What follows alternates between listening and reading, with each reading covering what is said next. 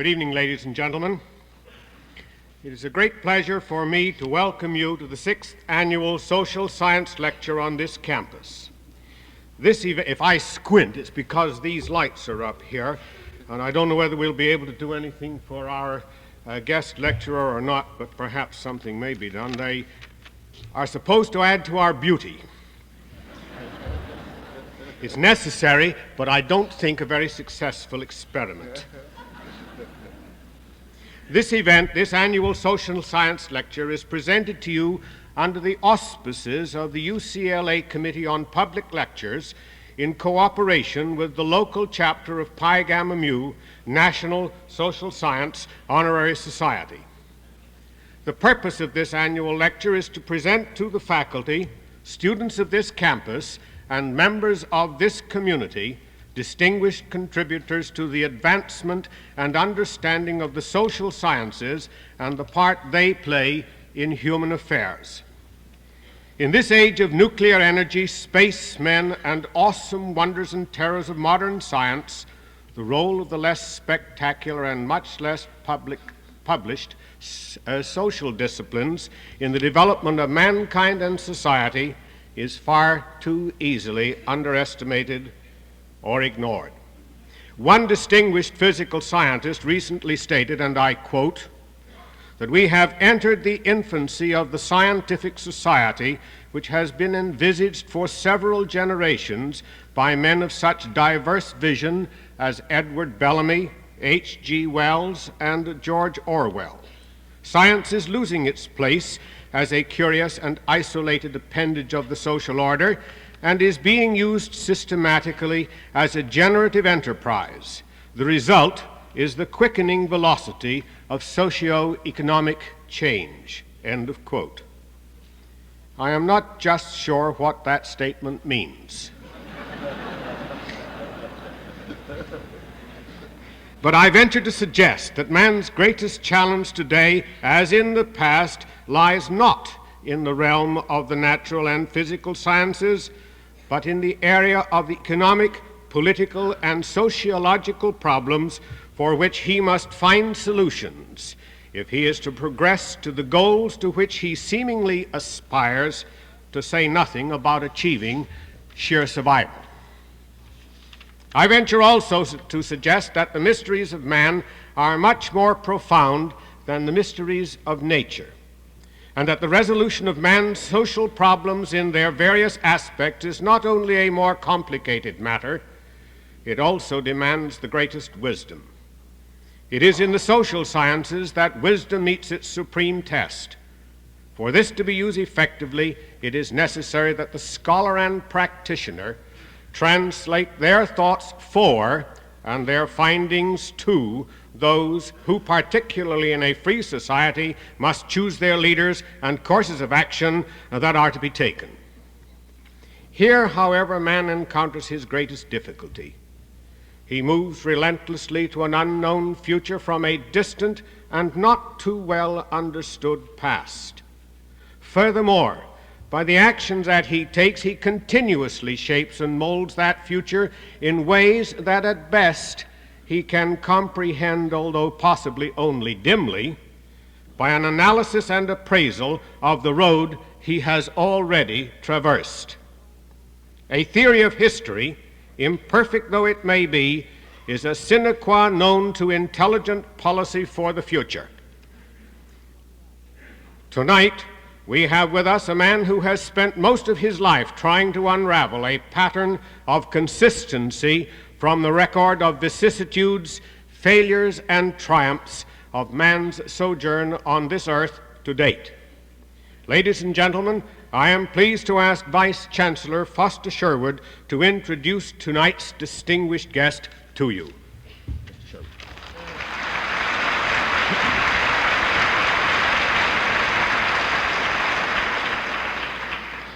Thank you, Professor Pegram, and welcome to this annual event in which we take much pride and in which we are so glad to have you participate. Our speaker this evening studied at Winchester and Balliol College, Oxford, and served for a time in the British Archaeological School in Athens. As a graduate of a classical education, he developed an interest during and immediately preceding World War I in contemporary affairs and their relations to the past. He participated in the activities of the Foreign Office during the First and Second World Wars and was a representative of his government at both the First and Second Paris Peace Conferences. He has taught at King's College in London, and in the years from 1924 on was engaged in a variety of activities as Director of Studies at the Royal Institute of International Affairs, in which capacity he served until 1955. He has been a regular visitor to our shores, visiting with us in the United States almost every year since the end of World War II. He is currently a visiting professor at Grinnell College, and this, in turn, he has been able to combine with a variety of other activities that, were I to describe them in detail, would take the balance of the evening. Where our lecturer gets his energy, his drive, I do not know. He has spent most of the day today answering in his inimitable courteous manner innumerable requests for appearances and other addresses. Even this evening during dinner, he was interrupted at least once for that purpose.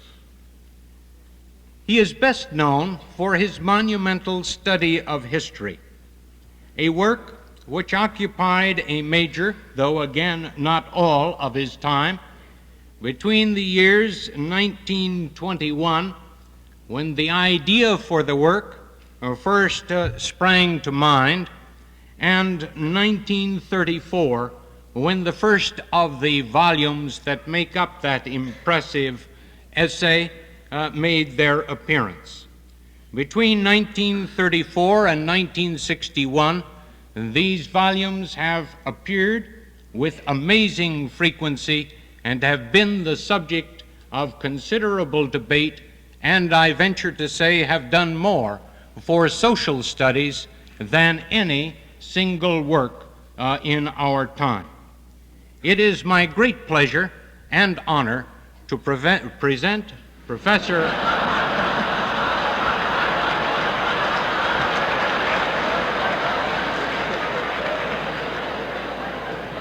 One thing one cannot do is prevent. To present Professor Toynbee, who speaks to us tonight on the balance sheet of history.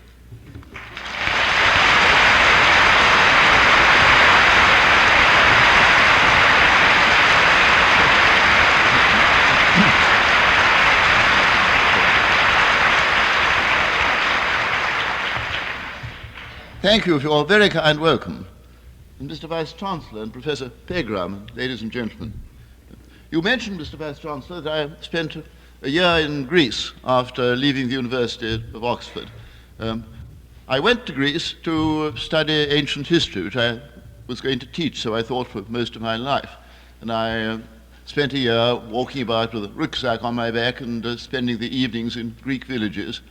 And there, quite unexpectedly, I learned not about ancient history, I learned something about that too, but about contemporary international affairs, because this was the years 1911 to 12, and the people in the Greek villages were talking about whether the war would occur next fall or the spring after, and what advantage or disadvantage Greece would get from the war. Now, I, at Oxford from 1907 to 1911, had never heard about a coming war. I learned about it from the Greek peasants in the Greek villages. This may sound incredible because half my contemporaries were dead within 3 years fighting in that war, but it came to us quite out of the blue, but not to the Greeks. These quite simple and, in the formal sense, uneducated but very intelligent people knew what was coming. So my first introduction to international affairs was that it was in the Greek countryside.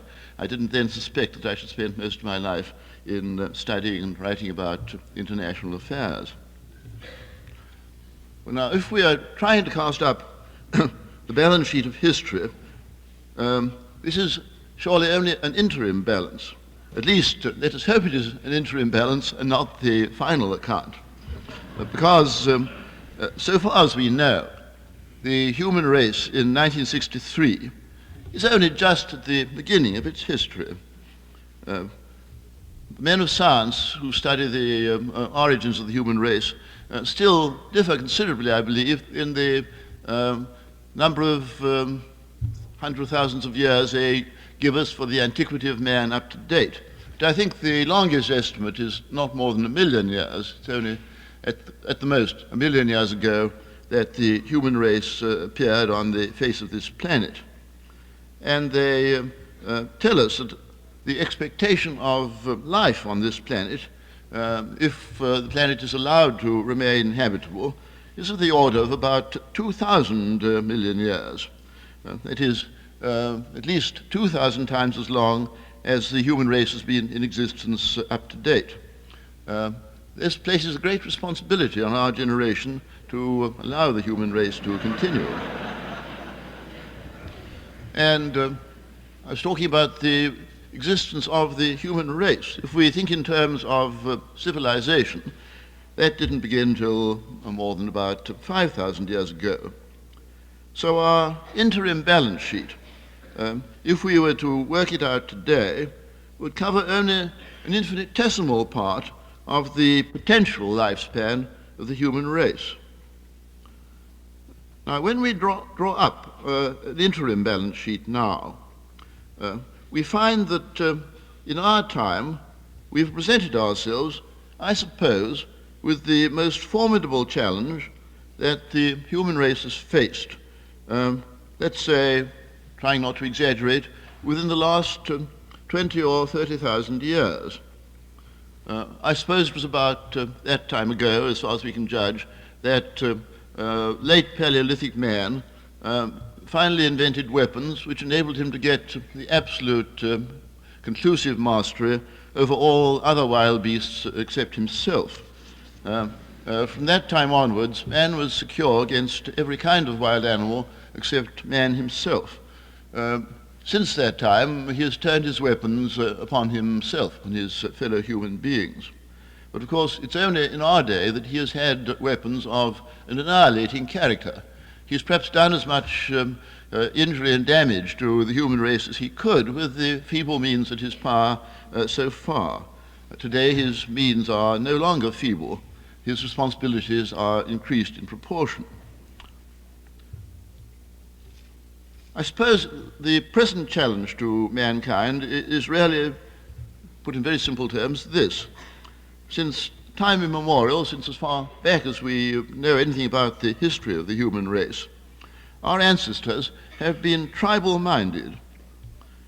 In the atomic age, we have to feel, we have to think, and we have to act in global terms, taking the human race as a whole as a single family.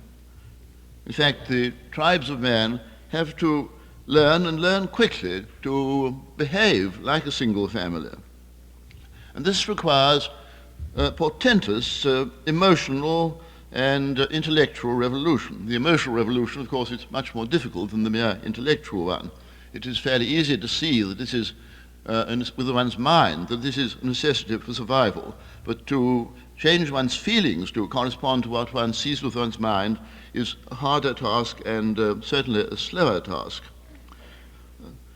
So we have to ask ourselves, what are the prospects of our achieving this big internal revolution inside ourselves before we commit mass suicide? Because if we do not achieve this revolution fairly quickly, it looks as if we are going to bring some unexampled disaster upon ourselves.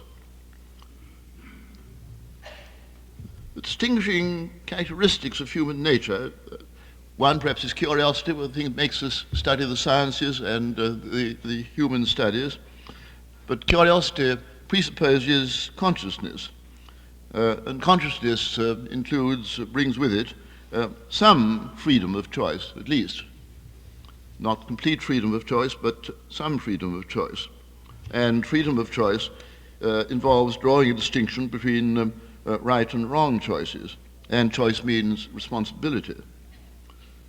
Now, I suppose today about 80% of the power in this world is shared between two countries, the United States and the Soviet Union.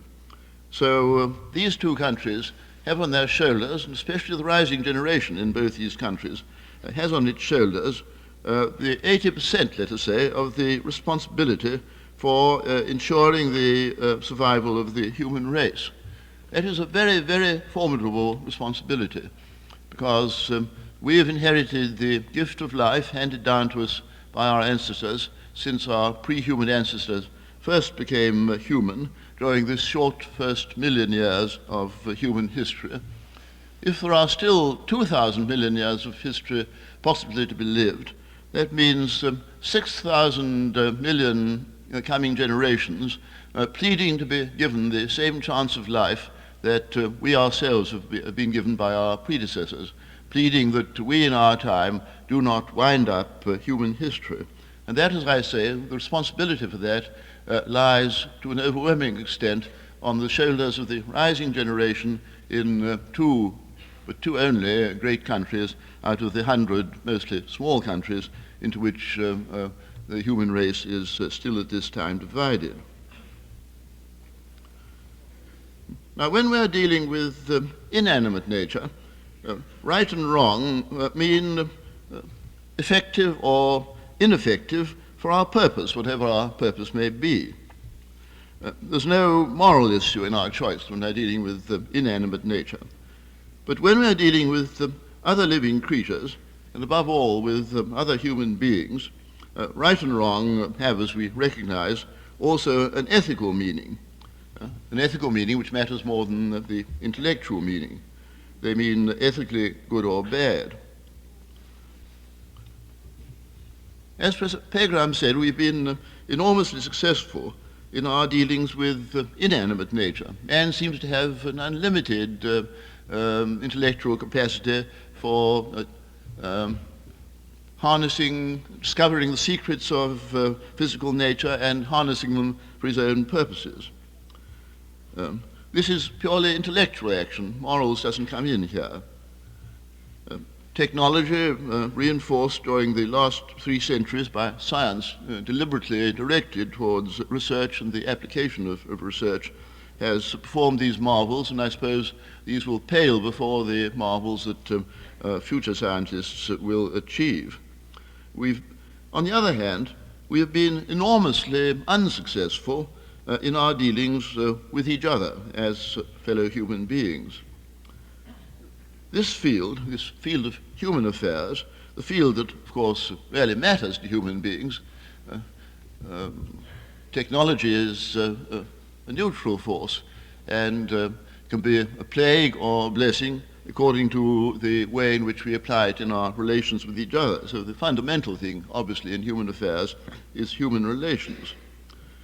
And this field, anyway, during the first 5,000 years of civilization, is a field that has been sown with tares, with envy and hatred and uncharitableness, with meanness and dishonesty, with rivalry and with war. In fact, a human being's relations with himself and with his fellow human beings is the slum area of human life, the area which we can take pride and take some credit is the area which matters less, the area of our increasing mastery over physical nature. Now, since the earliest point in history to which we can peer back as we look back into the past, there's always been, I think, an unresolved contradiction in a human being's relations with his fellows. On the one hand, our consciousness and our conscience tell us that creatures that share our own distinctive human nature are our brothers and that we ought to treat them as such. On the other hand, we actually treat, and our predecessors always have treated, the majority of our fellow human beings as if they were, in some sense, beyond the pale of moral and social obligation, and certainly beyond the range of love. We treat them as strangers, as foreigners, or in other words, as potential enemies.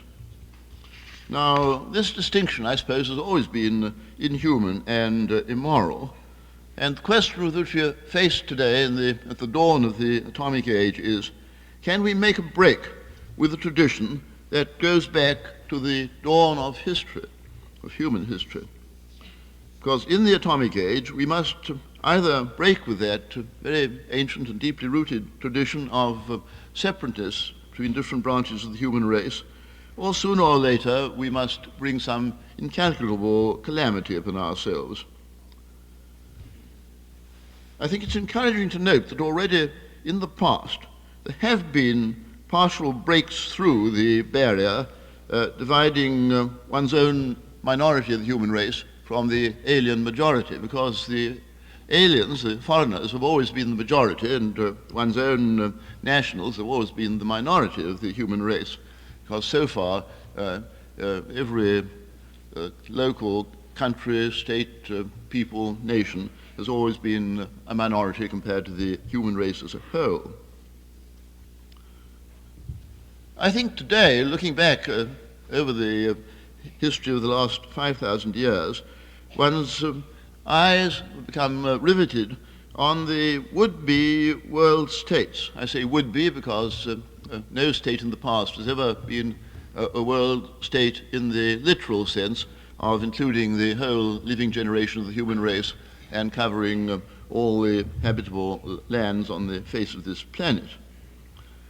I'm thinking of states like the Roman Empire at the western end of the old world, or the Chinese Empire at the eastern end.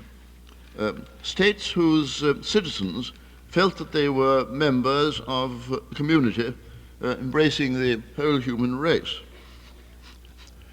Of course, if you look at the globe and plot out the area covered by the Roman Empire or the Chinese Empire, it is a very small area of the whole habitable land surface of the planet. And we know that for about 2 centuries, the Roman Empire and the Chinese Empire coexisted on the face of the planet. And they coexisted very comfortably because just with the tips of their antennae, they brushed against each other once or twice. They were hardly aware of one another's existence. I sometimes wish that it were possible for this country, the Soviet Union, to coexist in such blissful ignorance of each other as the ignorance of the Romans and the Chinese for each other. How much more comfortable and safe it would be for both of you and for the rest of the world. Unfortunately, with our present admirable technological means of communication, that is no longer possible. Then there have been other prognostications and attempts at the unity of the human race. I'm thinking of the would-be world religions. So far, no single religion has ever converted the whole human race, and we are not in sight of such a thing happening. But there have been religions that were world religions in the sense that their founders and their missionaries have deliberately set themselves the objective of preaching the gospel to the whole of mankind. I'm thinking of Buddhism, the earliest missionary religion, and of Christianity and of Islam in particular. Those 3 religions all have set and do set themselves the goal of one day including the whole human race. They're not worldwide, but they have the conception of the unity of the human race in their minds and built into their whole aims and objectives.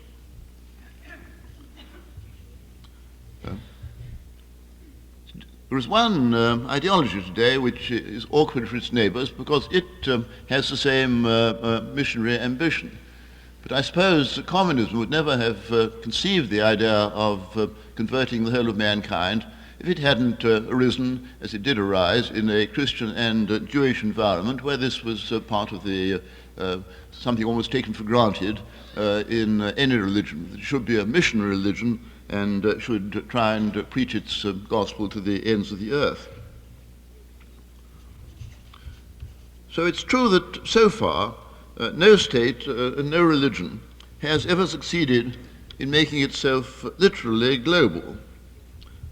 But the citizens of world states and the adherents of world religions have experienced the feeling of being members of a society embracing the whole human race. Subjectively, the Chinese Empire was the whole world, and the Roman Empire was the whole world. Their citizens didn't feel themselves to be citizens of a sectional community. They felt themselves to be citizens of a world community. They knew that there were other communities outside their frontiers, but for all they knew, those were rather backward and barbarous people on the fringes of civilization. As they saw it within the limits of their knowledge in their time, the civilized world was substantially included within the frontiers of their own empire. The eastern end of the old world has, of course, been far more successful in achieving and maintaining unity than the western half was. The Roman Empire existed for not more than about 4 centuries at its rather barbarous western extremity. Even in the central and eastern provinces, which were more advanced and civilized, it only maintained itself for about 600 years. The Chinese Empire, which was founded towards the end of the 3rd century BC by the unification of a large number of states that till then had been splinter states perpetually at war with each other. The Chinese Empire has lasted off and on from the 3rd century BC to the present day. It is true that at the eastern end of the old world too, there have been breaks in continuity. There have been periodic breakdowns of the unity of Eastern Asia. The latest of them began in 1911 when the Manchu regime crumbled in China, and lasted till about 1929 when the Kuomintang reunited China. Since 1929, first under the Kuomintang regime and later under the communist regime, China has been united, which is its normal condition through the ages, in very great contrast to the western end of the old world, which has never succeeded in reuniting itself since the Roman Empire went to pieces there in the 5th century of the Christian era. And we are told that by the demographers that by the end of this century, more than half the human beings who will be alive in the year 2000 will be citizens of the Chinese state. If we think of conditions under the would-be Roman world state, which was rather an unsuccessful attempt at a world state compared to the Chinese attempt, we may look rather wistfully back. The Roman world state, I think, solved very successfully the wish for local variety with the necessity for world unity by a system of dual citizenship which is familiar to anyone who, like yourselves, are citizens of a federal state. Think of St. Paul. He was very proud of being a citizen of his local hometown, the Greek city of Tarsus in the southeast corner of Asia Minor. But he was far more proud of being a citizen of the world state, the Roman Empire. And his Roman citizenship and his loyalty to Rome was paramount over his loyalty to his local city-state. That is familiar in any federal state. You have 2 degrees of loyalty, and the loyalty to the federation is always paramount over the loyalty to the local constituent state. And that, I believe, is the situation at which we have to arrive in our relations between our loyalty to the human race and our loyalty to the particular local state of which we happen to be citizens. In the atomic age, our paramount loyalty has to be transferred to the human race as a whole from some single part of it.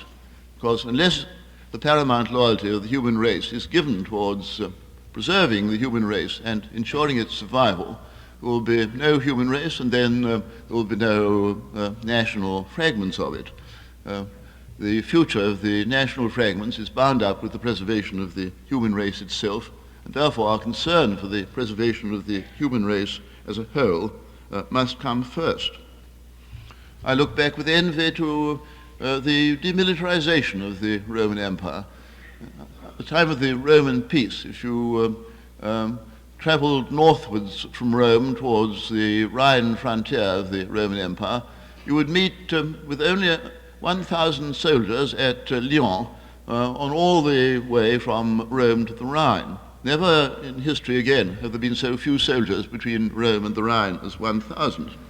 And if you took a ship and went southwards from Rome to Carthage, you would find another 1,000 soldiers at Carthage, and then you would travel through North Africa southwards and find no more soldiers till you reached the cordon of Roman troops along the northern edge of the Sahara Desert. Never again in North Africa since that time have there only been 1,000 soldiers between the Mediterranean and the Sahara Desert. Very desirable, very happy state of affairs which we have never succeeded in recovering so far. This competition between our tribal loyalties and ecumenical loyalties for capturing the imagination and the allegiance of the human race, this competition has been inconclusive up till now. Large parts of the human race for certain periods of time have been united under states in which the overriding world loyalty was paramount over local, national, or splinter loyalties. But that, on the whole, has been an exceptional state of affairs so far. But in our time, the moral problem involved in this struggle has been brought to a head by the accelerating progress of technology stimulated by science. I suppose the moral question has always been the same. The rights and wrongs of how we should regard our fellow human beings are no different today from what they were in the past. But the penalty today for sectional feeling, the material penalty, is going to be far more severe than it has ever been in the past. Technology has done several things, I think, that have brought us very sharply up against this human moral problem. Technology, by, as we say, annihilating distance, has by that made a literally global, worldwide unity possible to organize from the technical point of view. Technically, there is no problem whatever involved in setting up a world government. Think of the size of the world. Today, you can travel over this country and communicate from one point to another as rapidly or more rapidly than in the 5th century BC you could communicate between one point and another of the tiny territory of the single Greek city-state of Athens, where the furthest point of the territory from the capital was only 40 miles. But you had to walk those 40 miles. And if you wanted to hear Pericles or some other Athenian statesman talk to you about the political questions of the day, you had to physically go to Athens and stand in the assembly and be within hearing distance of him. Today, the President of the United States can reach with his voice and with his face through television the whole citizenry of this vast country far more quickly and effectively than Pericles could reach an Athenian citizen only 40 miles away from the capital of that miniature state. And what is true of this country is equally true of the whole world. If there were such a thing as a world government, the members of that could communicate with human beings all over the world with equal speed and facility. So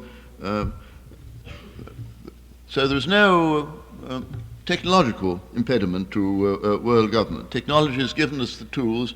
It remains for human nature to do the job. Then secondly, of course, technology has invented the atomic weapon, and so has made world unity not only possible but imperative. We may say, of course, it is true that world unity exists already for the insane purpose of destruction. I suppose it is already true that a missile launched from any point on the surface of this planet can destroy, say, 10 million human lives or 100 million human lives at any other point on the surface of this planet. As an arena for mass murder, the planet is already a social unity, but that is a criminal and a mad form of unifying the human race. If we don't want it to be unified in that way, we have to unify it in a more human and more civilized way than that. Now, the circumstances in which this challenge has been presented to us make it particularly difficult for us to solve. For hundreds of thousands of years, the tribes of man have been living in isolation from each other, and we've therefore developed different traditions, different manners and customs, different outlooks, different values. And then, owing to the unexampled speed in our time of the development of technology, we've suddenly been confronted with each other at point-blank range, and at the same moment, a deadly weapon has been placed in our hands. Now, this sudden new situation has produced mutual fear, and mutual fear, as always, produces mutual hostility. And being still strangers to each other, and at the same time physically right up against each other, we don't know what is in each other's minds, and we therefore have no confidence in each other. That is our very painful and awkward situation.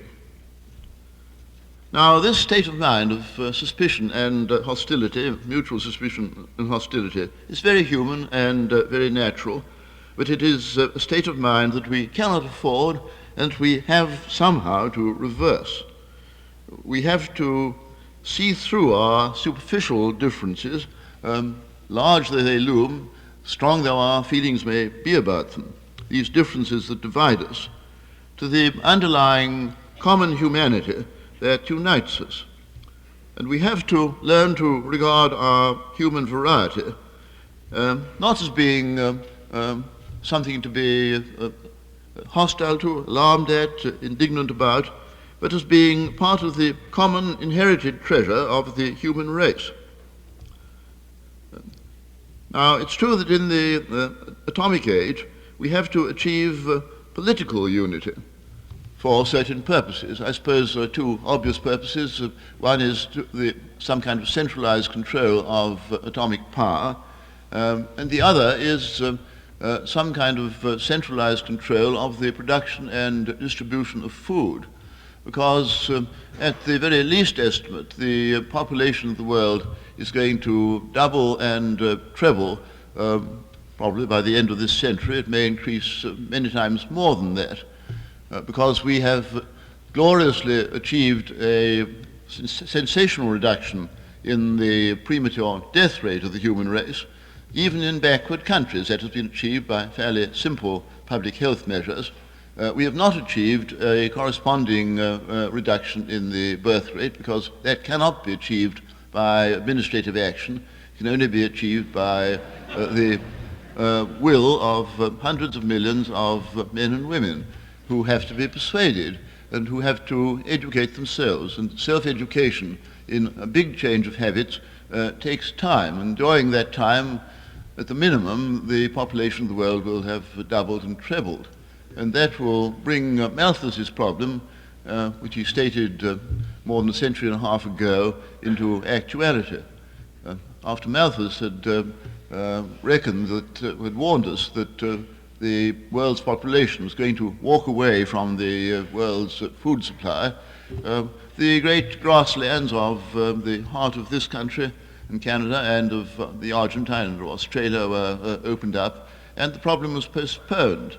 In our time, the problem belatedly is going to come upon us with its full force because the effect of public health measures is going to more than neutralize the increase in the area of cultivation and even the increase in the yield per acre, that marvelous increase that science has lately been bringing within our reach.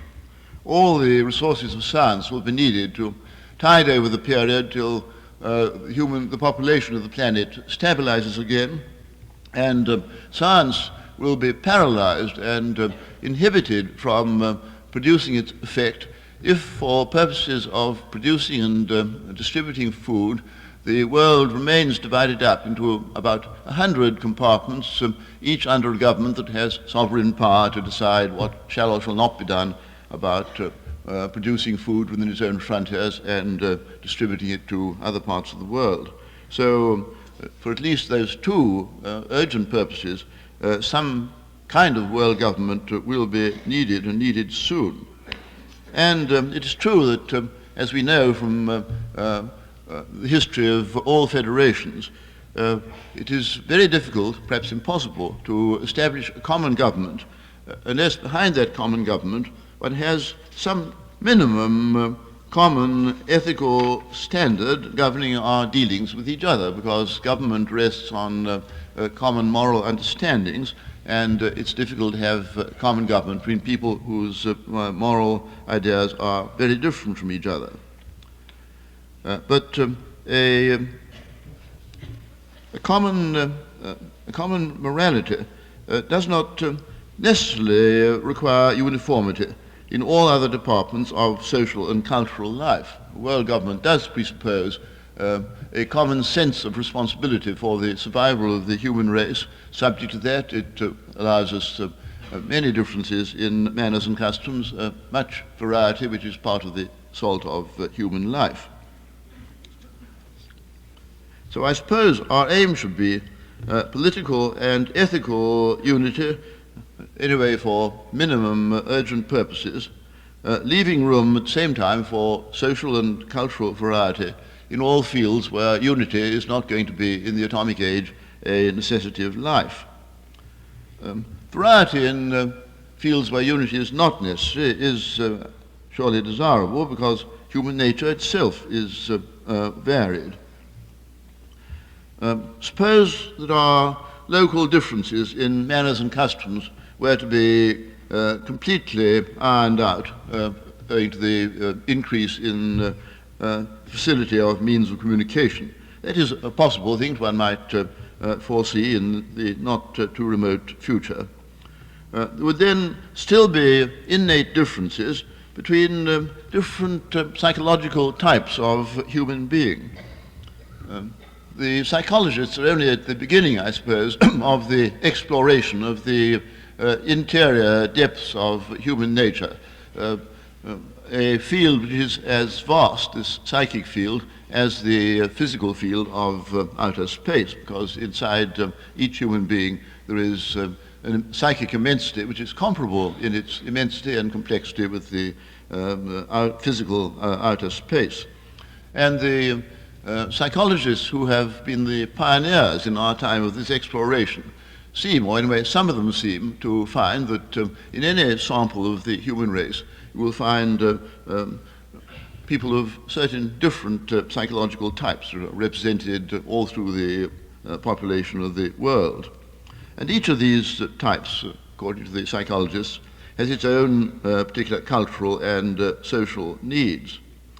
I fancy that the strength of the historic world religions may be that each of these religions appeals to one or other of the basic human psychological types. It would account for their variety and account for their extraordinary persistence, because, of course, the world religions have had a far longer history than even the longest lived of the existing states of the world.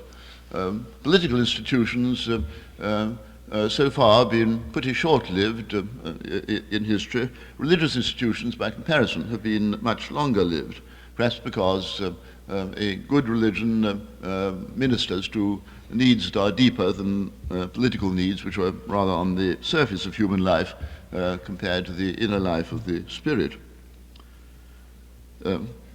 I therefore think that if one of the historic religions were to drive all the rest off the field, human life would be impoverished.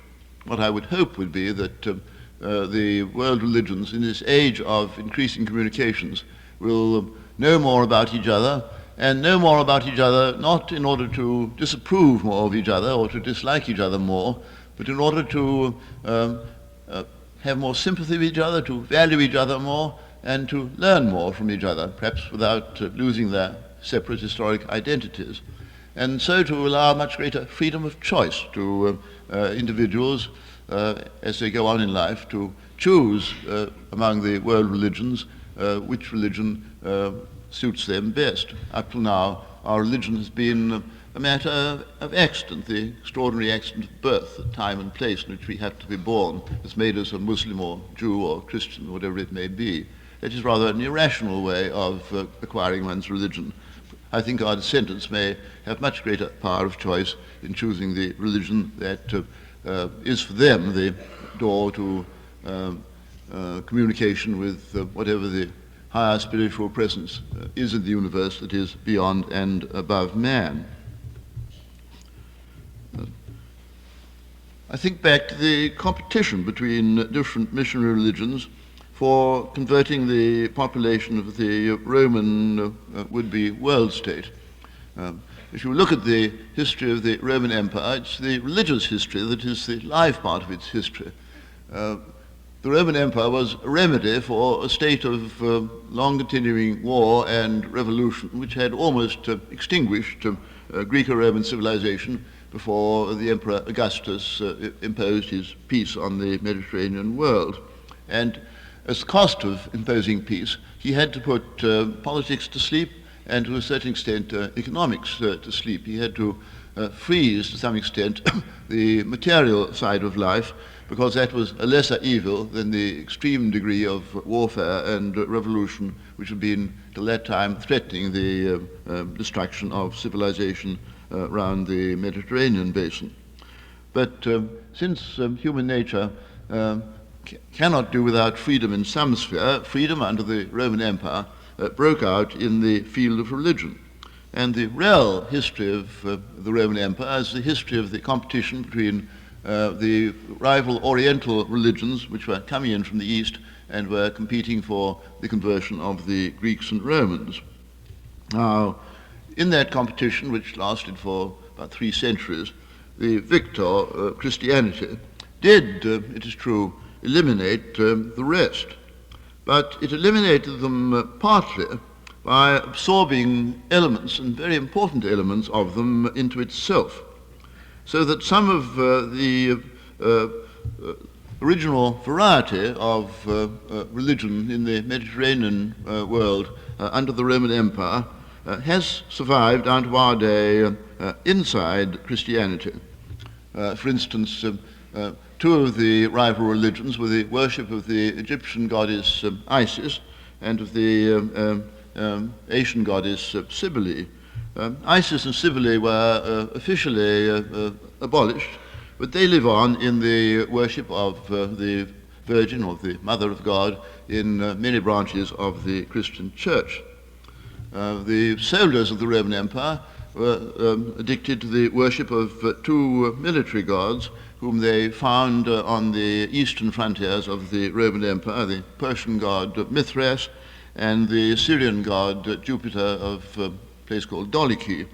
The ideals embodied in the worship of Mithras and Jupiter Dolikinus live on in the ideal of the church militant. Militant, of course, not in the physical military sense, but in the spiritual analogical meaning of militant.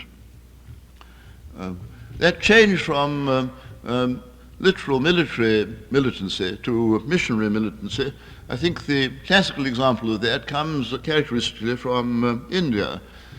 India in the 3rd century before Christ, when India, as like contemporary China, was almost united under the rule of a single state.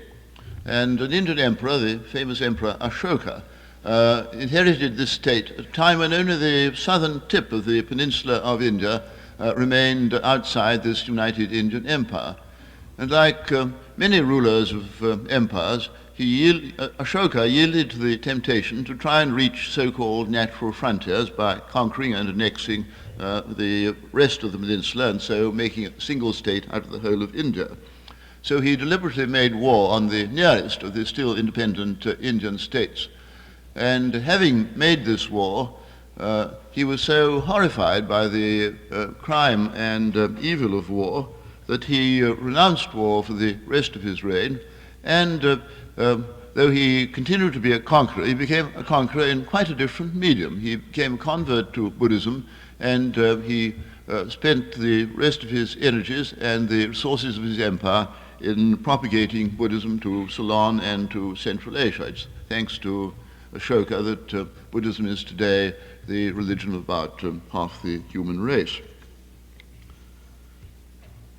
How are we to bring about mutual acquaintance, leading to mutual confidence, mutual esteem, and mutual affection? I think the only sure way is a slow way, and that is perhaps rather a formidable answer to have to give, because we obviously have not much time to spare. But I think the only sure way of producing mutual confidence is the knitting up of personal relations across our traditional tribal frontiers, and hence the importance of the interchange of tourists, of students, and of members of the different professions, doctors, lawyers, civil servants, teachers, engineers. The exchange with people of the same profession is very important, because having a common profession is a common bond which oversteps the differences between nationality, religion, race, language, all the other barriers that divide the human race. Because the members of a profession all over the world have something in common with each other. Now, at the end of the Second World War, the government of this country made very far-reaching proposals to the Soviet government for systematic interchanges of this kind, rightly and truly feeling that this was the substantial and solid, enduring way of building up confidence and friendship. Unhappily, at that time, the Russian government drew back and was shy of allowing its people to mix with our Western people. Today, there seems to have been a certain thaw, and it is more easy, not only for us to travel in communist countries, but it is also easier for the citizens of communist countries to come out and travel in our Western countries. That, I think, is a happy and encouraging sign. Long may it continue and may it increase, because only by personal acquaintance with each other and meeting each other face to face, recognizing in each other fellow human beings, can we overcome the mutual misunderstanding and suspicion which is such a menace to us all.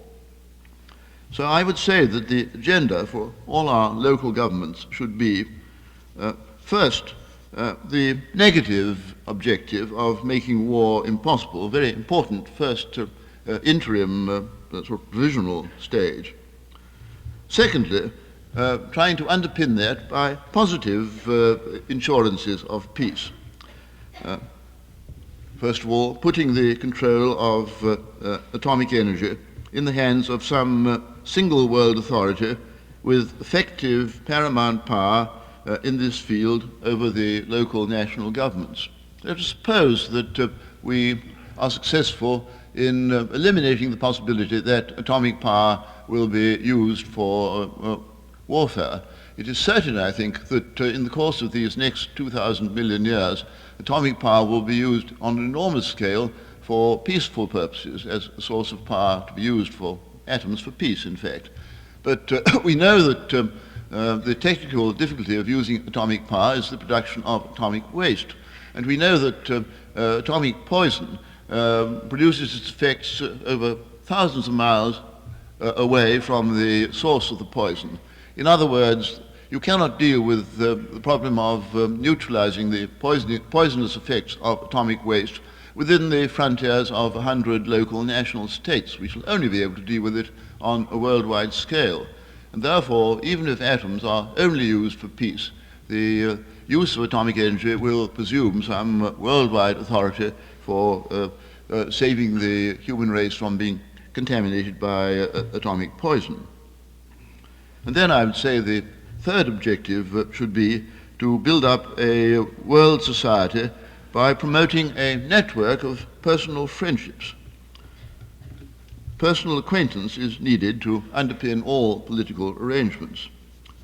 Here I would say that I do think that the Peace Corps is the most imaginative and symbolic invention of this country's. The great difficulty, I think, for not just for this country, but for all Western countries, is that by comparison with the common run of the human race, we are very rich. And every other line of the Gospels underlines the truth that wealth is an insulating factor. The ordinary human lot is to be poor. If you are rich, you are exceptional and unusual, and you do not understand at first hand the common lot of the human race, and this estranges you from common humanity. The Peace Corps seems to me to be an attempt on the part of young people in this country, deliberately for several years of their lives, to put aside their affluence and to share the life of the poor majority of the human race, living as they live, living hard, living under great discomfort, even hardship, in order to work with them and to get to know them and to knit up the human race. It seems to me one of the hopeful things in the world today, and when I read accounts of its success, I feel encouraged. Now, a world community may sound something strange and difficult, because since the beginning of human history, we've been accustomed to living mainly in tribal communities. But in conclusion, let me repeat what I've said so many times tonight, that this is, in the long run, the only alternative to self-destruction in the atomic age that will be with us to the end of life on Earth. The atomic age will continue for as long as the human race continues, and if we can adapt ourselves to living as a single world community in the atomic age, we have perhaps, as I say, 2,000 million years of human life on this planet ahead of us, as against the mere 1 million years that we have lived on this planet up to date. Long before this planet ceases to be habitable, a world community will, I believe, have come to seem to our descendants to be the only conceivable kind of human community. And they will find it hard to imagine how we could have lived split up into dozens and dozens of little warring tribes during even the short 1 million years of the overture to human history. So in casting up the balance sheet of human history today, I would say we are at the end of the overture and at the beginning of the first act of the real part of the play, and it is up to us to see that the first act is not also the last act, which is really the first act of human drama that will spread over 2,000 million years if we in our time allow the human race to go on living. Thank you very much for listening to me.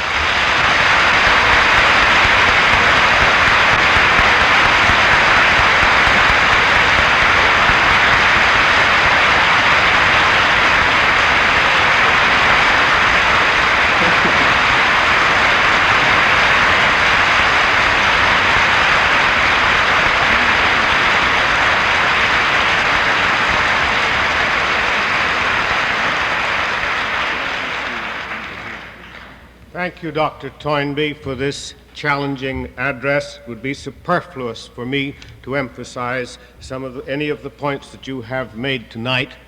I know all of you are just full of wonder and questions, and would like to ask him something that is very deep in your heart and undoubtedly very profound. But there is the problem of the size of this audience. As I said at the outset, you could see me, and I can't see you. Maybe that's not too bad, but I can't possibly pick out the hands that may be raised. Then there is another factor. Dr. Toynbee has had a very busy schedule. He arrived in Los Angeles yesterday. He was on television yesterday afternoon. He was interviewed by newspaper reporters, and then he had an address and a long discussion at the First Congregational Church. He got up this morning in time to get to the campus to have some more interviews, a luncheon with the faculty of the history department, who simply can't keep quiet when they get a man like Dr. Toynbee around. And from that he went to a seminar to be subject to some more of precisely the same punishment. He went to dinner, or was taken to dinner by the Vice Chancellor this evening, and in the middle of the dinner, before he even got to his dessert, he had a long-distance telephone call from the East. He will be taken home shortly tonight. Tomorrow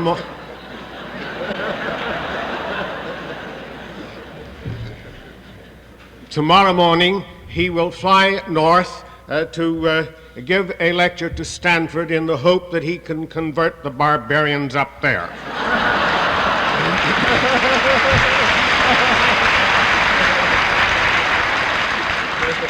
He and his wife, therefore, I'm sure you all understand, are thoroughly tired, even though I know from what they have said they are thoroughly thrilled with their reception in Los Angeles. Finally, there is the tradition of this lecture, and that is that when the lecturer is finished, we allow him to depart in peace. And so, Dr. Toynbee, I thank you again, and I thank you, ladies and gentlemen, for your very, very great attention.